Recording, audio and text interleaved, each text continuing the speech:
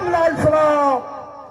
आज की इस चुनावी सभा में शामिल राष्ट्रपिता महात्मा गांधी जी के प्रपौत्र और हम भारत के लोग अभियान के पूरे आपको सूत्रधार माननीय तुषार गांधी जी,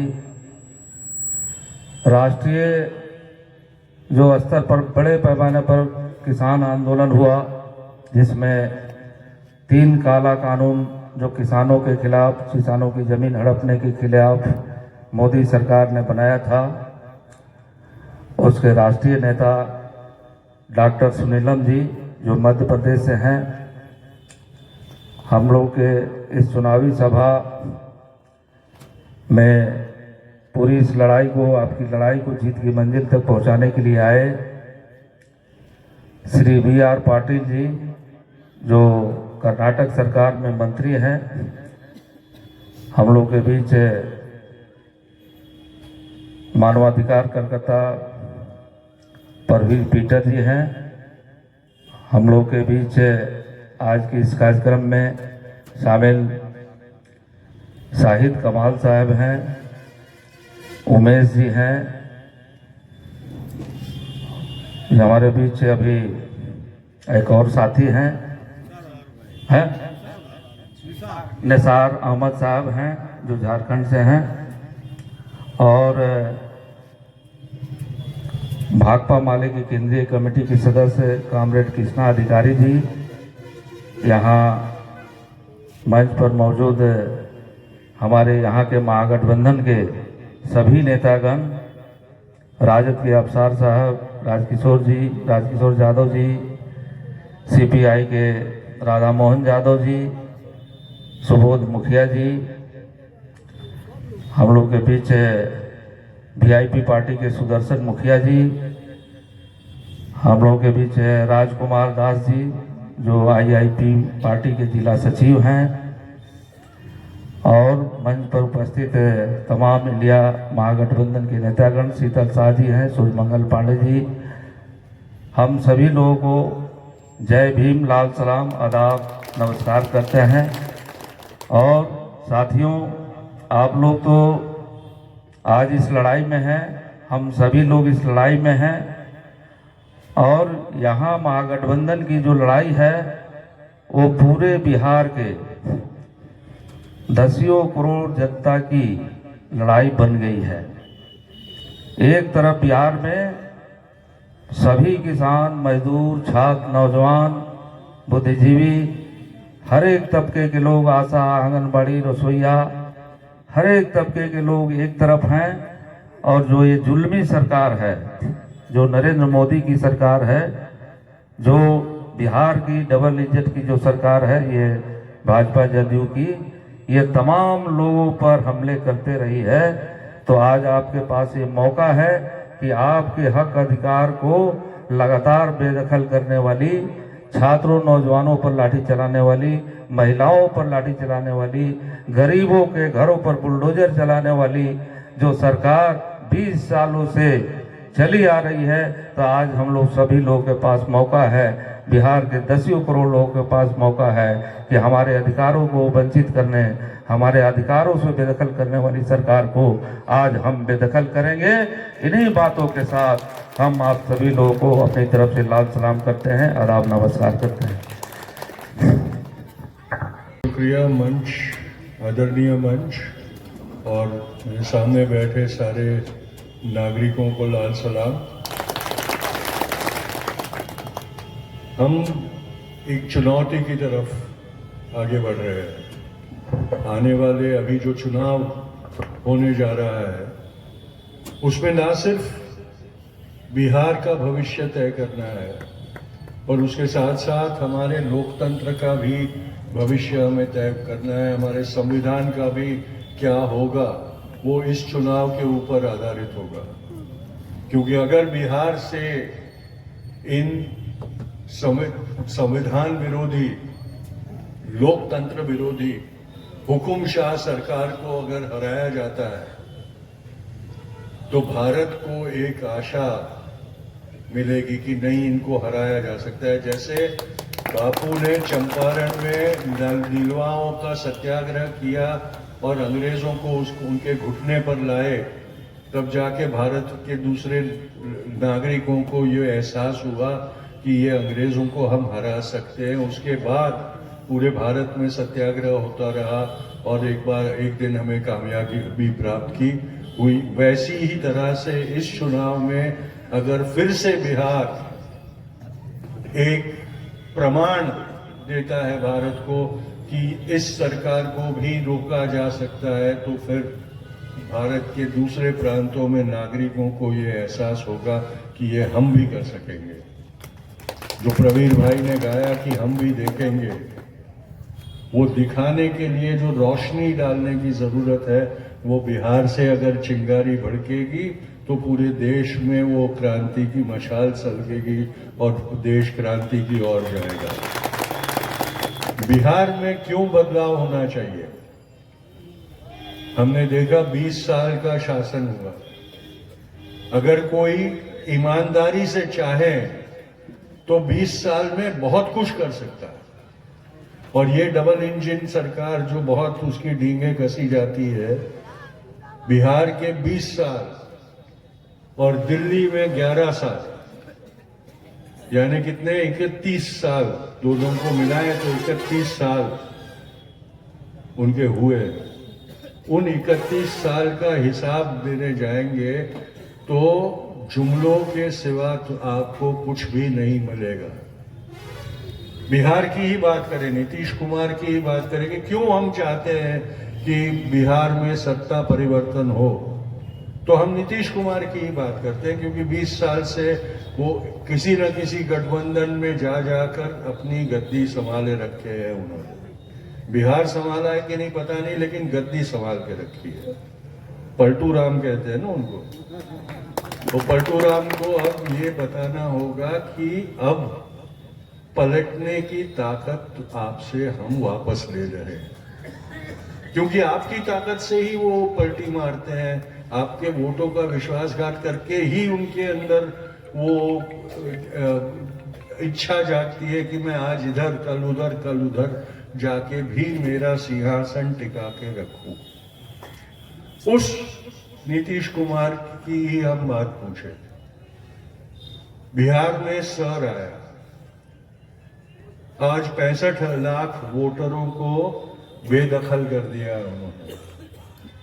नीतीश कुमार चुप्पी साधे बैठे। 65 लाख वोटरों में उनके भी वोटर हैं, उनको उन वोटरों के भी वोट अधिकार की परवाह नहीं है, क्योंकि वो जानते हैं कि 65 लाख अगर काटे हैं तो हम दूसरे कहीं और से जोड़कर हमारी वोट चोरी की जो नीयत है उसे सफल बनाएंगे। तो उस पे भी उन्होंने चुप्पी रखी। बिहार के वोटरों के साथ अन्याय किया गया। उसमें से सबसे ज्यादा प्रमाण अगर देखे, बिहार की महिलाओं के वोट काटे गए। महिलाओं को 10,000 रुपया देने वाले ने जब महिलाओं के वोट काटे गए तो कुछ नहीं कहा। उसको महिलाओं की कितनी परवाह है वो आप समझिएगा, कि आपसे अपना वोट का अधिकार छीन लेता है। यानी जिस एक चीज से आप अपने लिए कुछ अच्छा कर सकती है, वो अधिकार भी आपसे छीन लिया गया। और मुख्यमंत्री बना बैठा आदमी चुपचाप बैठा। मोदी सरकार ने वक्फ का कानून लाया और वक्फ में ये लगाया गया कि दरगाहों, मस्जिदों, कब्रिस्तानों की व्यवस्था के ऊपर गैर मुसलमानों को हम लाएंगे। नीतीश कुमार उस पे भी चुप्पी साधे बैठा रहा, कुछ बोला नहीं। वोट मांगते वक्त मुसलमानों के पास आकर सलाम दुआ करेंगे, लेकिन जब मुसलमानों के भारत के में अस्तित्व के ऊपर इस तरह से वार किया जाता है, वो चुपचाप बैठे रहेंगे, तब भी कुछ बोले नहीं। ये सारी बातें आप सोचते रहिए, देखते रहिए कि नीतीश कुमार को हम क्यों बदलने की बात कर रहे हैं। ये जरूरी है कि जो आदमी लोगों की बात ना करे उसको राज करने का अधिकार हम ना दें। ये चुनाव शुरू होने से पहले बीजेपी के एक वरिष्ठ नेता जो मोदी साहब के बहुत ही घनिष्ठ हैं,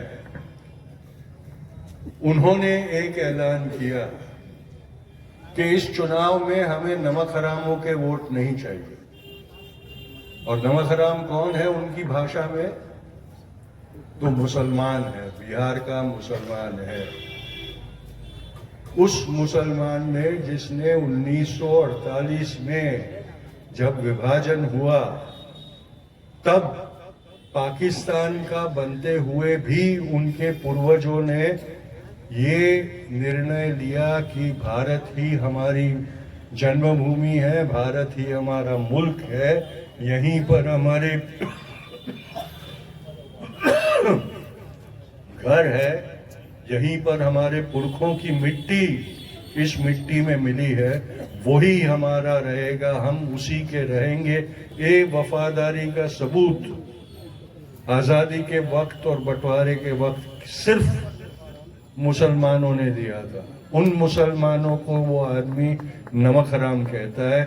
उस बात पर भी नीतीश कुमार ने उठकर नहीं कहा कि मेरे मुसलमानों को गाली देने का अधिकार मैं किसी को नहीं दूंगा, मेरे मुसलमान भाई बहन मेरे अपने हैं। वो चुप्पी साधे बैठे रहा। प्रधानमंत्री भी अपने उस मंत्री, उस नेता को कहते नहीं है कि ऐसी बातें मत करो। इसलिए हमें बदलाव लाना है। हम जो निकले हुए हैं पिछले 1 महीने से, सुनीलम जी ने कहा करीबन अगर 4.5 दौरों का के दिन मिला दे तो करीबन 1 महीना होता है। 1 ही दिन कम रहता है 1 महीने में। जहां हम लोग सब घूम रहे हैं बिहार में, पूरा बिहार हमने छान मारा, 26 जिलों में अब तक जा चुके हैं। हमें कोई जरूरत नहीं है सरकार किसकी आती है, सरकार मुख्यमंत्री कौन बनता है, उससे हमें कोई फर्क नहीं पड़ता, क्योंकि हम ना मंत्री पद चाहते हैं ना कोई वोट मांगते हैं। पर हमको फिक्र है बाबा साहेब ने बनाया हुआ जो संविधान है उसकी हमें फिक्र है। वो हमारा राष्ट्र ग्रंथ है, क्योंकि उसी के चलते हमें एक राष्ट्र के नागरिक का दर्जा मिला है। वरना हम तो रैयत बन के रहते, जो राजा की मर्जी से जीता राजा की मर्जी से मर जाता। पर हम एक आजाद भारत के, एक लोकतांत्रिक भारत के आजाद नागरिक है। वो केवल इसलिए है कि बाबा साहब अम्बेडकर ने हमें वो दर्जा दिया उनके संविधान से। शर्त को देखो, सीए एनआरसी को देखो, ये सारी जो बातें हैं वो उस संविधान को कमजोर करने के षड्यंत्र की बात है, जो आपसे अपना नागरिकत्व छीन लेने की मुहिम है, उसकी श्रृंखला में एक कड़ी है। हम उसके खिलाफ हमेशा आवाज उठाते रहेंगे, क्योंकि लोगों की जो लड़ाई है वो लड़ाई लड़ने के लिए हम समाज में आते हैं। बिहार के साथ मेरे परदादा का बहुत घनिष्ठ रिश्ता था। मेरे परदादा और परदादी दोनों चंपारण में आए। बापू ने चंपारण में नीलियाओं का सत्याग्रह लड़ा और बा ने बेतिया में आश्रम बनाकर वहां ग्राम विकास का काम किया। वहां आज भी उनकी स्मृति में कन्याओं की एक स्कूल चलती है।